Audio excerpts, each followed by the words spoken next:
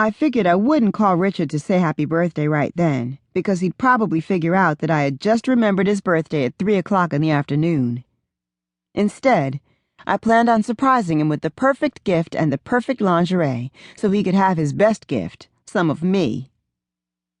I was hoping that my body would be on his mind and not the fact that I had really forgotten his day. El Monte and I moved through Neiman like two gazelles being chased by lions. We made quick work of picking out a gift for Richard, who, by the way, was very hard to shop for because he had everything you could possibly think of. But we'd finally found a few things that were exclusive enough for Richard's taste. A new pair of Salvatore Ferragamo loafers that hadn't even been put on the floor yet, and a pair of David Yurman cufflinks with black and canary diamonds in them. Those were both small, but the big gift was the hot La Perla number I found to wear. I was super excited. I loved to buy things for Richard. It just made me feel like I was doing something other than sitting around looking pretty and spending his money. When I pulled up to my front door, I was brimming inside with anticipation. Richard's car was there, and I couldn't wait to see his face when I showed him what I got for his birthday. More importantly, I couldn't wait to show him what I was going to do to him for his birthday. I shivered just thinking about the dick. Richard's shit was addictive and one of the many reasons I'd sacrificed so much to be with him for the rest of my life. I knew that being with Richard meant a safe, secure, financial future for me. Or so I thought. Giving up my job as a paralegal in my law school studies seemed to be a small sacrifice when I met and fell in love with Richard and his dick. I loved making love to my husband, and with his clientele growing and him being gone a lot more, I hardly got any dick lately. I was actually salivating thinking about it. And I made a mental note to remember to tell him that I'd be accompanying him on at least 1 or 2 of his business trips per month. I was tired of being home alone. "Here I come, honey bunny," I sang as I parked the smoky gray Audi R8 he had leased for me to drive for the next 2 years. That's another thing. My husband was extremely intelligent and financially savvy. He thought it was a waste to finance a bunch of cars when I always wanted to change cars like underwear. I hopped out of the driver's seat and rushed inside our home with the beautifully wrapped gifts in hand.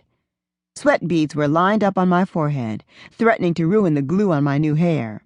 That's how bad I was rushing to get to my man.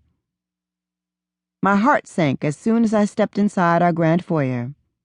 I almost tripped over bags on top of bags.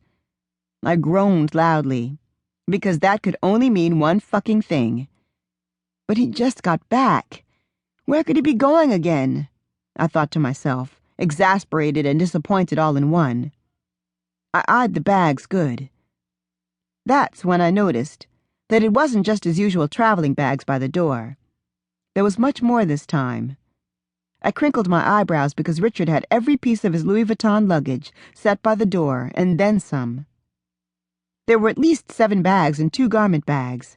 He even had his Gucci duffel that he used for the gym packed to capacity. Shit! It looked like he was packing and never coming back. I dropped the Neiman Marcus bag, my purse and my keys on the baby grand bench. I slipped out of my heels and proceeded through the house to find out what the hell was the deal.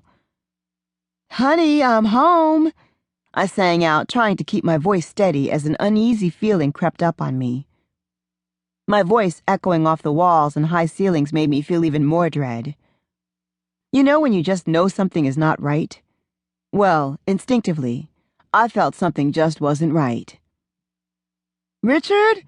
I called out as I walked slowly toward the spiral staircase. "Richard, honey, where are you?" I called again, growing more frantic.